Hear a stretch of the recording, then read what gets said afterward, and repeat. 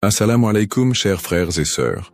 Au cœur des enseignements de l'islam, l'apparition de l'imam Mahdi, que la paix soit sur lui, occupe une place particulière et suscite une profonde réflexion parmi les croyants. L'imam Mahdi est décrit comme un guide divinement choisi, envoyé pour rétablir la justice et l'équité à une époque où l'injustice et la corruption domineront le monde. Cette prophétie, profondément ancrée dans les hadiths du prophète Muhammad, Saus, est une source d'espoir pour des millions de musulmans à travers le globe. Dans un monde marqué par l'incertitude, les conflits et les crises, beaucoup se tournent vers les signes de la fin des temps pour mieux comprendre les événements qui les entourent. L'idée de l'apparition prochaine du Mahdi est perçue non seulement comme un événement spirituel, mais aussi comme une promesse de renouveau et de paix universelle. Les savants musulmans ont longuement débattu et étudié cette prophétie, soulignant son importance dans la foi islamique. Aujourd'hui, face aux défis contemporains, l'intérêt des musulmans pour ce sujet s'intensifie.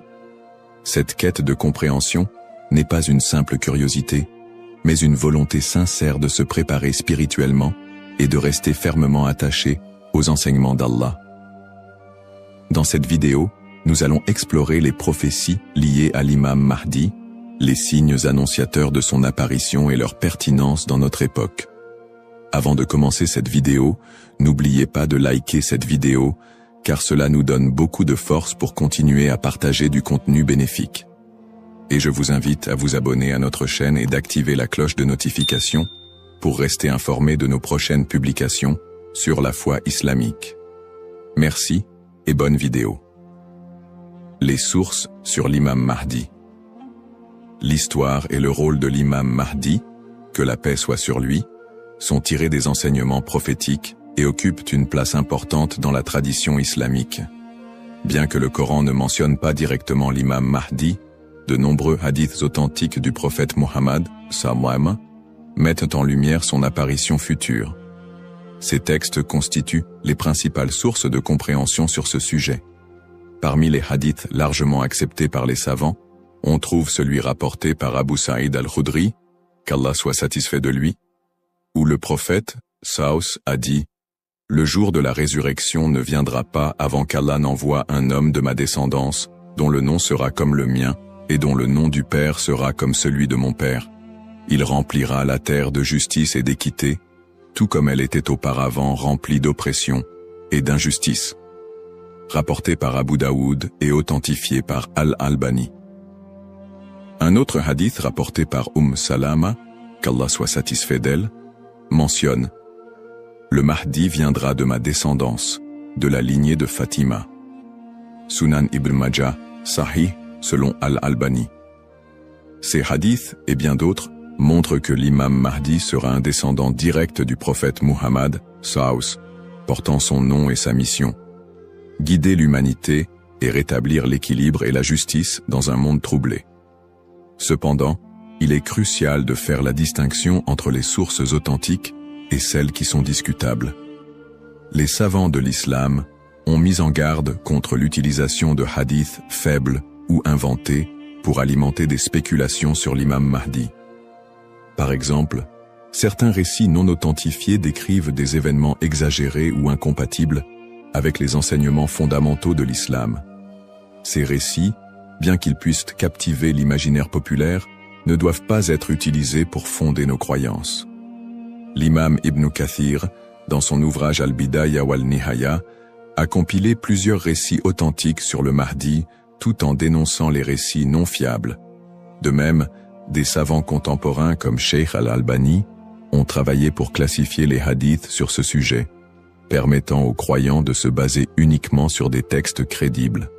En tant que musulmans, il est de notre devoir de ne suivre que ce qui est prouvé par les textes authentiques et validé par les savants. L'imam Mahdi est une figure réelle dans la foi islamique, mais les spéculations et exagérations doivent être évitées. La connaissance vérifiée, transmise par des chaînes de narration fiables, est essentielle pour une compréhension correcte. Ainsi, avant de discuter ou de croire à certaines affirmations concernant l'imam Mahdi, il est important de se référer aux sources validées et d'agir avec prudence. ce sujet n'est pas un espace pour les opinions personnelles ou les interprétations hasardeuses, mais plutôt une opportunité d'approfondir notre foi avec sérieux et sincérité. Les signes avant-coureurs de son apparition. L'apparition de l'imam Mahdi, que la paix soit sur lui, sera précédée de nombreux signes prophétiques annoncés par le prophète Muhammad, SAW. Ces signes, regroupés en deux catégories principales, majeurs et mineurs, servent d'indicateurs pour les croyants. Ils rappellent l'approche de la fin des temps et l'importance de se préparer spirituellement. Les signes mineurs de la fin des temps. Les signes mineurs, également appelés Ashrat al-Sa'a, sont des événements qui se manifestent progressivement dans le temps. Beaucoup d'entre eux sont déjà visibles aujourd'hui. Parmi les signes mentionnés dans les hadiths, la prolifération des injustices et des oppressions. Le prophète, SAW, a dit « Quand l'autorité sera donnée à ceux qui ne la méritent pas, alors attends-leur » Sahih al-Bukhari. Ce signe est visible à travers la corruption généralisée, les injustices sociales et l'abus de pouvoir. La multiplication des divisions parmi les musulmans. Le prophète, SAW, a mentionné que la communauté musulmane sera fragmentée en différents groupes, chacun suivant son propre chemin. L'apparition d'innovations religieuses et la négligence de la sunna les croyants délaisseront les enseignements du Coran et de la sunna, tandis que les innovations deviendront courantes. L'expansion des richesses matérielles mais une pauvreté spirituelle. Dans un hadith rapporté par Abu Huraira, le prophète, SAW, a dit « L'heure ne viendra pas avant que la richesse ne devienne abondante au point que personne n'acceptera une aumône. » Sahih al-Bukhari. La dégradation des mœurs. Les valeurs morales seront mises de côté, et les comportements immoraux deviendront monnaie courante. Ces signes, bien qu'inquiétants, sont aussi une opportunité pour les croyants de retourner vers Allah, de se repentir et de renforcer leur foi. Les signes majeurs de la fin des temps. Les signes majeurs sont des événements extraordinaires et universels qui marqueront une étape décisive avant l'apparition de l'imam Mahdi et le jour du jugement. Parmi ces signes, la montée de grands troubles et conflits mondiaux. Des guerres intenses et des désordres sans précédent se propageront, causant chaos et destruction. L'émergence du Dajjal, l'Antéchrist. Le Dajjal apparaîtra comme un grand trompeur, prétendant être divin. Il sera un test majeur pour les croyants. L'imam Mahdi sera un guide spirituel crucial pour affronter cette épreuve. L'apparition d'un feu en Arabie. Le prophète, SAW, a dit « L'heure ne viendra pas avant qu'un feu ne sorte du Hijaz et éclaire les coups des chameaux à Bousra. » Sahih al-Bukhari.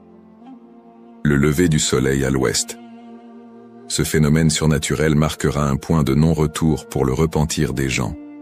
La descente de Jésus, Issa, que la paix soit sur lui, Jésus, As, reviendra pour soutenir l'imam Mahdi, vaincre le Dajjal et instaurer la justice. Événements actuels liés aux signes. De nombreux croyants se demandent si les événements contemporains, tels que les catastrophes naturelles, les pandémies, les guerres et l'érosion des valeurs morales, pourraient être liés à ces signes prophétiques. Bien que certains événements puissent sembler correspondre, il est important de rappeler que seul Allah connaît le moment exact de la réalisation de ces prophéties. Interprétation des signes par les savants. Les savants islamiques soulignent que les signes de la fin des temps ne doivent pas être interprétés littéralement ni utilisés pour prédire des dates précises. Leur rôle est de renforcer notre foi et de nous rappeler l'impermanence de ce monde. Cheikh al-Islam Ibn Taymiyyah et d'autres érudits ont mis en garde contre les spéculations excessives, rappelant que les prophéties doivent être comprises dans leur contexte spirituel et non comme des prédictions mondaines. Se préparer tout en restant modéré. Face à ces signes, les musulmans sont appelés à se tourner vers Allah par la prière, la lecture du Coran et les bonnes actions. Il est essentiel de ne pas sombrer dans la panique ou les théories sensationnalistes, mais plutôt de renforcer notre foi et notre confiance en Allah. Comme le prophète SAW l'a dit, « Agissez tant que vous êtes en vie ». Un rappel essentiel. Enfin, Il est crucial de se souvenir que seul Allah connaît le moment exact de l'apparition de l'imam Mahdi et du jour du jugement. Le rôle du croyant est de se préparer spirituellement et d'agir pour le bien, sans céder aux inquiétudes ou à l'impatience. Qui est l'imam Mahdi? L'imam Mahdi, que la paix soit sur lui, est une figure centrale des prophéties islamiques liées à la fin des temps. Son nom, Al-Mahdi, signifie « le bien guidé », et il est décrit comme un leader choisi par Allah pour restaurer la justice et l'équité dans un monde plongé dans l'injustice et la corruption. Il incarne l'espoir et la rédemption pour les croyants, à une époque où les valeurs morales et spirituelles auront été gravement dégradées. Le rôle de l'imam Mahdi selon les enseignements islamiques. Le rôle principal de l'imam Mahdi sera de guider l'humanité sur le chemin de la vérité et de la foi. Il apportera la justice dans un monde envahi par l'oppression et rétablira l'ordre dans les sociétés désorganisées. Le prophète Muhammad, Saus, a dit « Il remplira la terre de justice et d'équité, tout comme elle était auparavant remplie d'injustice et d'oppression. » Sunan Abu Daoud, Sahih selon Al-Albani. Le Mahdi sera également un défenseur de l'islam et de l'unité de la communauté musulmane. Ummah. Son arrivée coïncidera avec une période de chaos où les croyants seront divisés et éprouvés par de grandes tribulations. Il unifiera les musulmans sous une bannière commune et les guidera dans des batailles contre les forces du mal, notamment le Dajjal, l'Antéchrist. Traits et caractéristiques de l'imam Mahdi. Les hadiths authentiques décrivent l'imam Mahdi comme un homme au physique et aux qualités exceptionnelles. Son nom et sa lignée. Il portera le même nom que le prophète Muhammad, Saus, et son père aura également un nom similaire à celui du père du prophète. Il sera un descendant direct du prophète à travers sa fille Fatima, qu'Allah soit satisfait d'elle. Son apparence, dans certains récits, il est décrit comme ayant un front large et un nez aquilin. Ses traits physiques permettront aux croyants de le reconnaître. Son caractère, le Mahdi sera doté d'un sens aigu de la justice, d'une grande sagesse et d'un cœur pur. Il sera aimé et suivi par les croyants sincères. Le prophète Muhammad, sallallahu alayhi wa sallam, a dit « Le Mahdi viendra de ma descendance, de la lignée de Fatima. » Sunan ibn Majah, Sahih selon Al-Albani. Le lien avec le prophète Muhammad, Saus. L'imam Mahdi, en tant que descendant direct du prophète Muhammad, Saus, est lié non seulement par sa lignée, mais aussi par sa mission spirituelle. Comme le prophète, il sera un guide pour l'humanité et incarnera les valeurs de l'islam, la justice, la miséricorde et la foi en Allah. Sa venue est perçue comme une continuation de la mission prophétique, avec un accent particulier sur la restauration de l'équilibre dans un monde corrompu. Pourquoi est-il tant attendu par les croyants? L'attente de l'imam Mahdi est profondément enracinée dans l'espoir de voir un monde meilleur. Les musulmans voient en lui un symbole d'espoir, surtout dans les moments de grandes difficultés et d'injustice. Espoir de justice universelle, dans un monde où les inégalités et les oppressions sont omniprésentes, l'imam Mahdi est attendu comme celui qui rétablira l'équilibre et donnera à chacun son droit. Unité de la communauté musulmane. À une époque où les divisions parmi les musulmans sont nombreuses, il apportera l'unité et la paix au sein de l'Ummah. Un guide spirituel et moral. Alors que les valeurs spirituelles s'érodent, il sera un phare de lumière et un rappel puissant du message divin. Pour les croyants, l'imam Mahdi représente un renouveau spirituel et moral. Sa venue n'est pas simplement un événement futur, mais un rappel constant de l'importance de rester attaché à sa foi, de cultiver la justice et d'agir en tant que serviteur d'Allah. Un rappel essentiel. Bien que l'attente du Mahdi soit source d'espoir, il est important de se rappeler qu'Allah seul connaît le moment de son apparition. Comme le prophète Muhammad, Saus, l'a dit, il viendra au moment qu'Allah aura choisi pour lui. Cette croyance nous rappelle de nous concentrer sur nos propres actions et de renforcer notre foi en préparation à cet événement majeur. Le rôle du croyant en attendant l'imam Mahdi. L'attente de l'imam Mahdi, que la paix soit sur lui, est une réalité profondément ancrée dans la foi islamique. Cependant, cette attente ne doit pas être perçue comme une justification pour l'inaction ou la passivité. Au contraire, le croyant est appelé à renforcer sa foi, ses bonnes actions et son lien avec Allah dans cette période d'attente. Se concentrer sur ses propres actes et sa foi. L'attente de l'imam Mahdi ne signifie pas que les croyants doivent simplement espérer un changement sans agir. Allah nous rappelle dans le Coran, « Certes, Allah ne modifie pas l'état d'un peuple tant qu'il ne modifie pas ce qui est en eux-mêmes. » Sourate Ar-Ra'd 13-11. Cela implique que chaque croyant doit se concentrer sur l'amélioration de ses propres actes, de sa foi et de son comportement. L'imam Mahdi ne viendra pas pour accomplir ce que nous négligeons, mais pour guider une communauté déjà engagée dans la voie d'Allah. Pratique recommandée pour le croyant. En attendant l'imam Mahdi, le croyant doit s'efforcer de maintenir une relation forte et constante avec son Créateur. Voici quelques pratiques essentielles. La prière, salah. La prière est le pilier central de l'islam et le premier acte dont le croyant sera jugé. L'accomplissement régulier des prières obligatoires et surérogatoires est crucial pour renforcer notre foi. Le dhikr, évocation d'Allah, multiplier les invocations et les rappels d'Allah, permet de purifier le cœur et de rester connecté à lui, même dans les moments difficiles. Le prophète Saus a dit, « Le meilleur rappel est « La ilaha illa Allah » Il n'y a de Dieu qu'Allah. La lecture du Coran.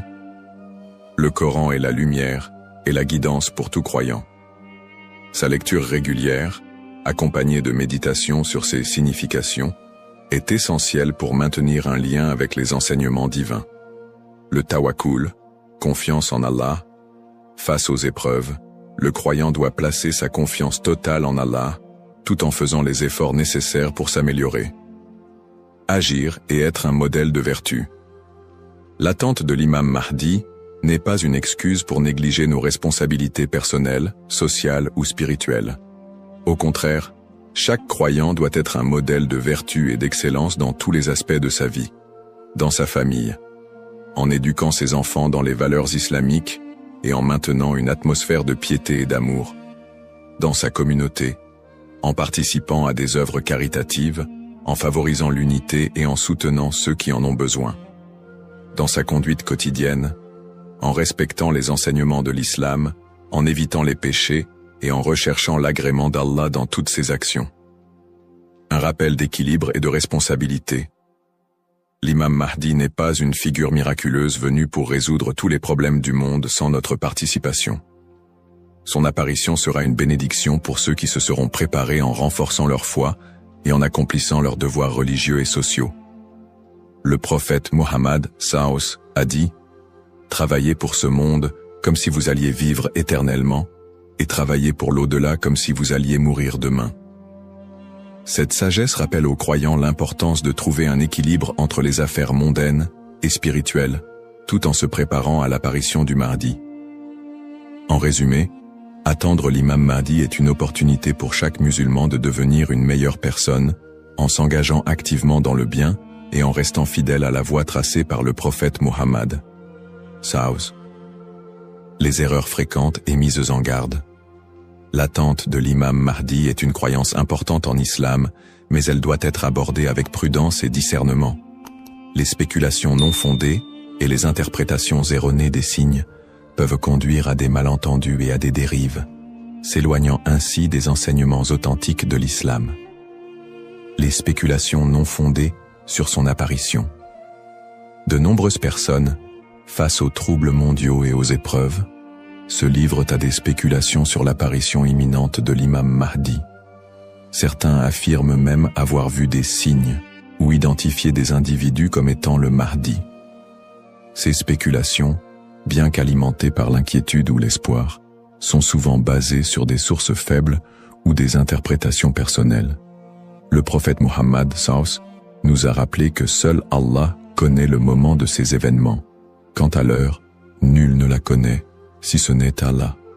Sourate Luqman, 13 13 4. Il est donc essentiel de rester vigilant face à ceux qui prétendent connaître des détails précis ou fixer des dates, car cela va à l'encontre des enseignements islamiques. Les dangers d'interpréter les événements sans preuves solides.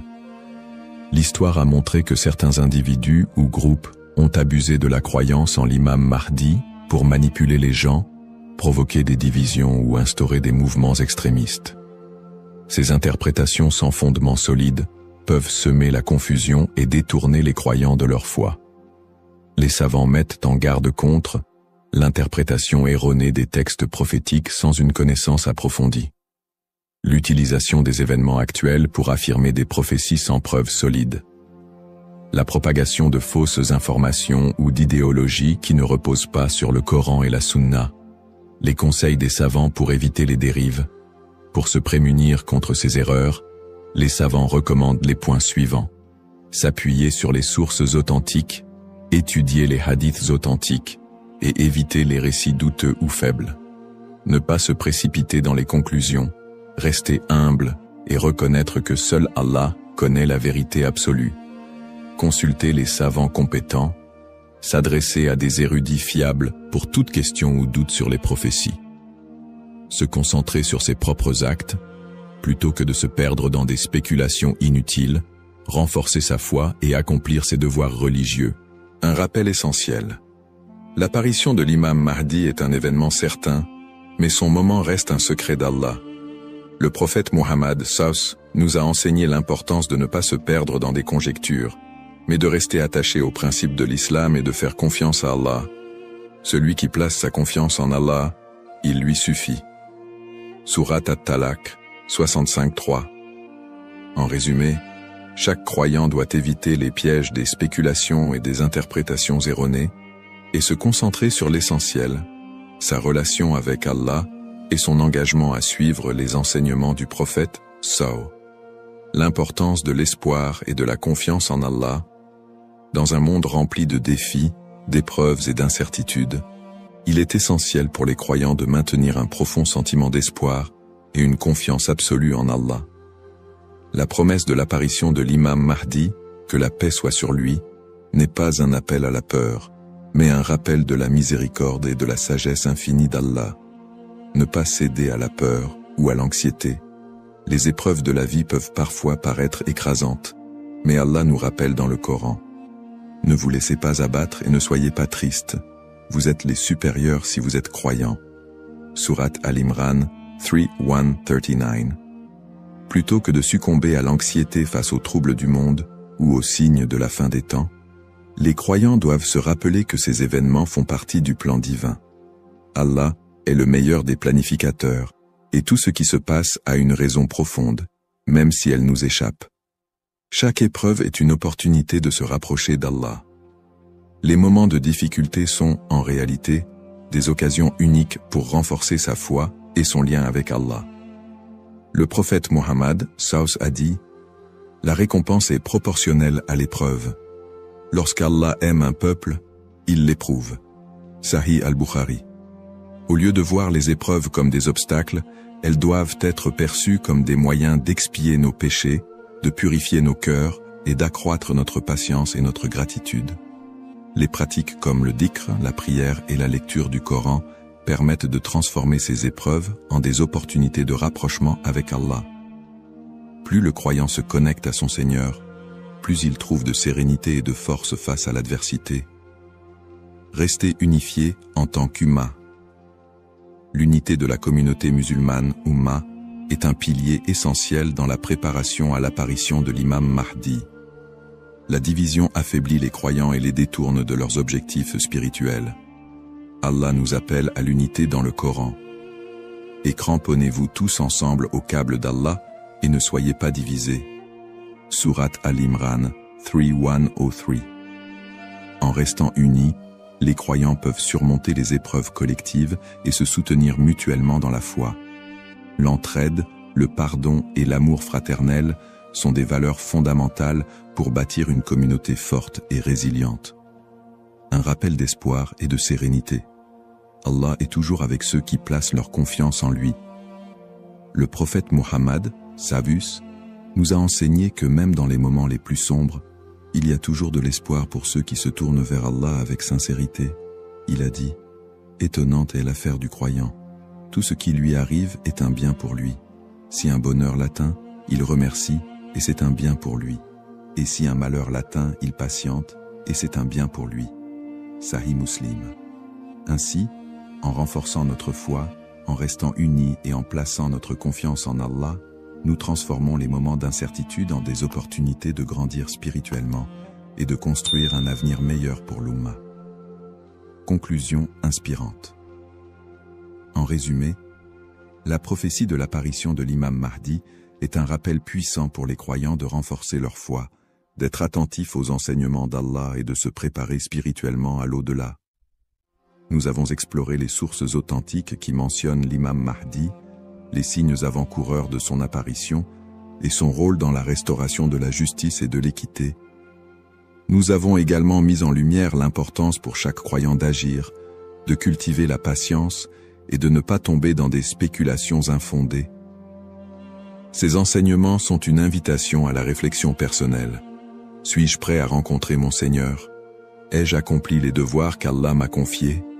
L'attente de l'imam Mahdi doit nous pousser à purifier nos intentions, à accroître nos bonnes actions et à renforcer l'unité de l'Ummah.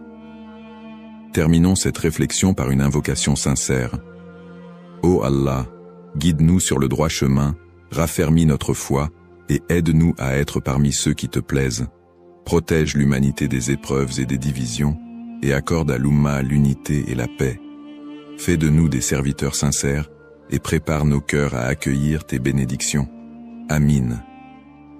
Puisse Allah nous accorder la patience, la sagesse et la force d'être des modèles de vertu et de foi. Bismillahir-Rahman-ir-Rahim. Au nom d'Allah, le tout miséricordieux, le très miséricordieux. Assalamu alaykum wa rahmatullahi wa barakatuh. Que la paix, la miséricorde et les bénédictions d'Allah soient d'armois sur vous tous. Attention, beaucoup de croyants commettent une erreur sans s'en rendre compte. Une erreur qui peut affecter leur relation avec Dieu. Lorsque l'appel à la prière du Maghrib retentit, qu'est-ce que vous faites en premier? Vous précipitez-vous sur la nourriture pour rompre votre jeûne et manger un repas complet avant de prier, ou bien vous accomplissez immédiatement